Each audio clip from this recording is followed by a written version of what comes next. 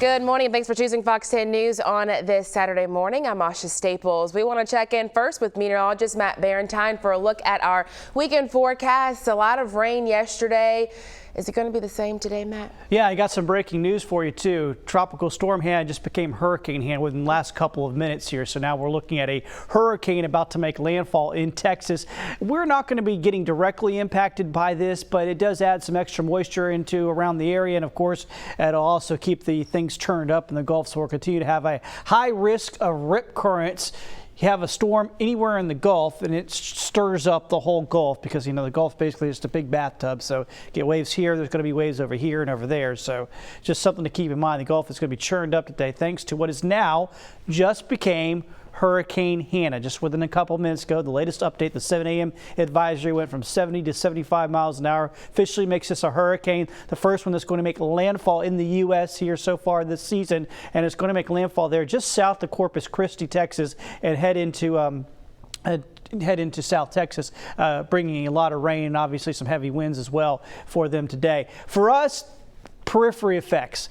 The flow off the Gulf will give us some rain, and we would have had rain anyway. It's in July. We have rain every day anyway, but we'll likely have a bit enhanced here today with pretty good rain chances. Right now, a few showers along the coast here, Fort Morgan, Dauphin Island. That's what we're seeing right now. The best chances of rain are going to be along the coast today, so it's not going to be a very good beach day. We'll continue to see these bands of rain moving on in as we go later into the morning. So the heaviest stuff will be to our west, but we're going to get in on some of that action throughout the day, and at some point during the day, you're likely to see some rain. So the good news here is we're not going to be getting rained out. We're not going to see rain all day long. That's not going to happen, but it'll be gray, off and on showers here throughout the day. And like I said, at some point during the day, you're likely to run into some rain. So here's the forecast. The beach forecast, like I said, is not great at all. High risk, rip current risk, red flags will be flying at our local beaches. Temperatures, though, won't be too hot. Mid-80s down at the coastline, upper 80s inland.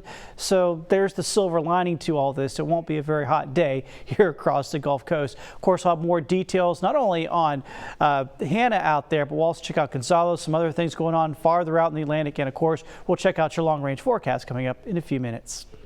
All right, thank you, Matt. And while the tropical storm, now hurricane, isn't hitting us directly, we are feeling and seeing those impacts right here along the Gulf Coast. 3 to 5 feet waves yesterday afternoon paired with strong rip currents made for a pretty dangerous beach day for anyone looking to get out into the water.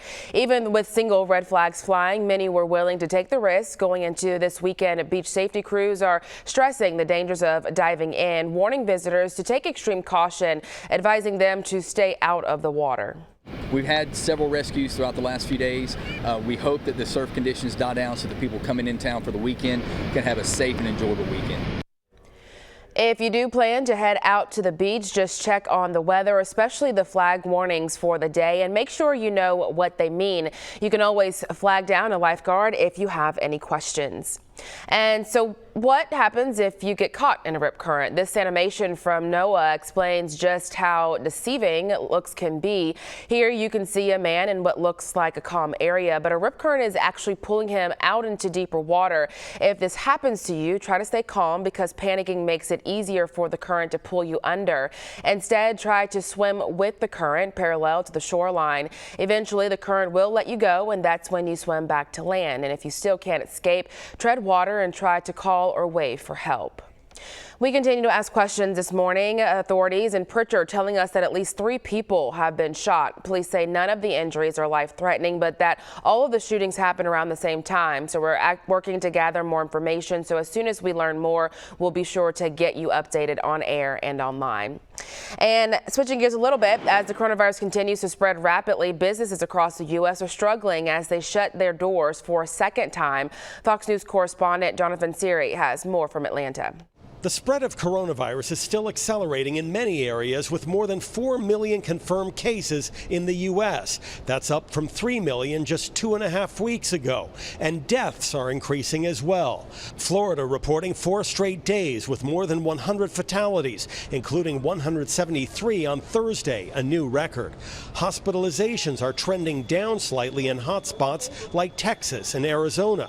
But officials say that trend may not last long, and new mitigation mitigation efforts are needed. We all need to get back to the best practices to make sure we use the appropriate measures to reduce its spread. But those measures include closures and new executive orders in dozens of states. And some business owners who are now shutting their doors for the second time say they're struggling to adjust to long-term changes like moving operations outside.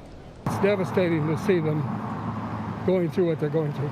We need all to deal with this and figure out how to make money and still run business. Some states are now finding creative solutions to enforce social distancing rules, including Minnesota, where face coverings in public became mandatory this week.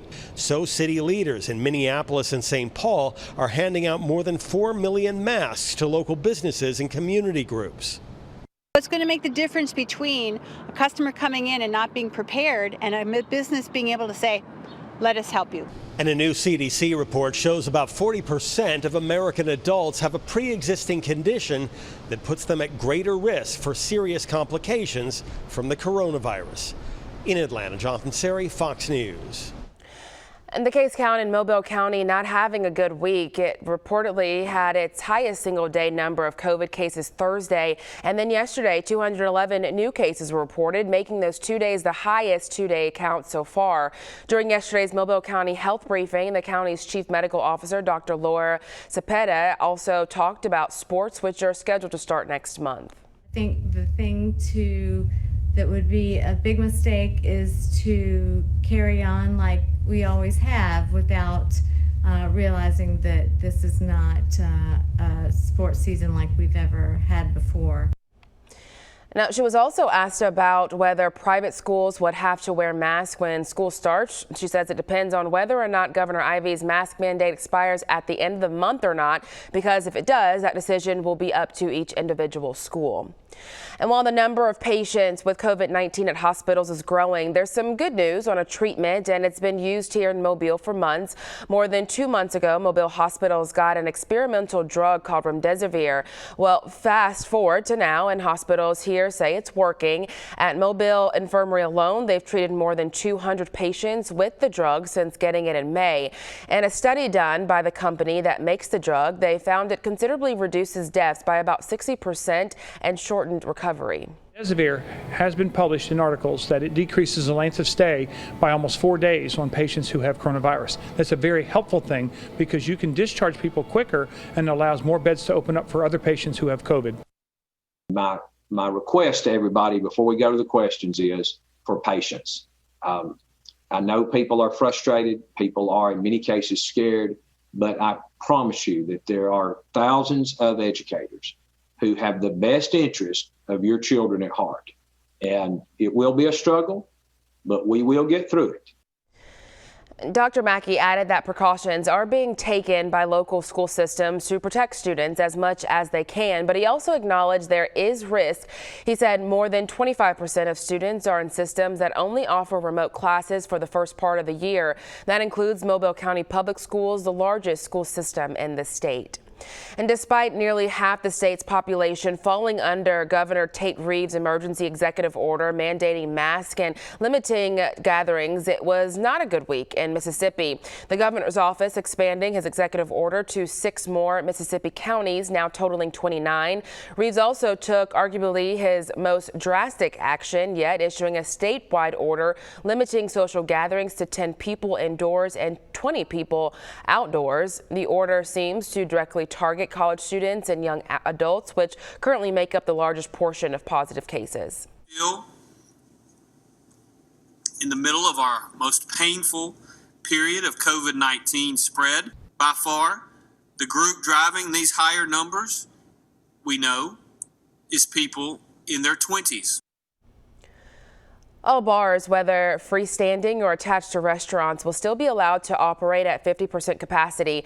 Reeves, whose stance and tactics regarding COVID-19 have evolved in recent weeks, explained numerous times the challenge that he's facing. The governor, no longer dismissing any potential action, admitted that he would employ a statewide executive order or shut down bars completely if need be, but he remained optimistic that it won't have to come to that. The U.S. Food and Drug Administration has authorized a COVID-19 test that can be used on anyone, even those without symptoms. The FDA reissued an emergency use authorization for a LabCorp test after it proved it could detect the virus in asymptomatic people.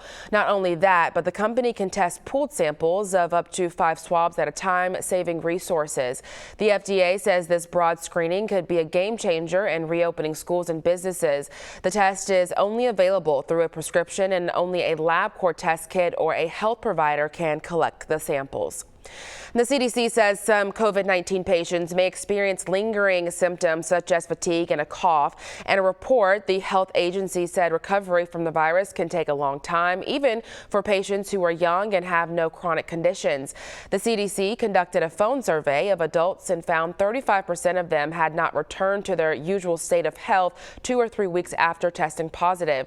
In addition, 1 in 5 previously healthy adults between 18 and 34 years old had returned to their state of health after 14 to 21 days.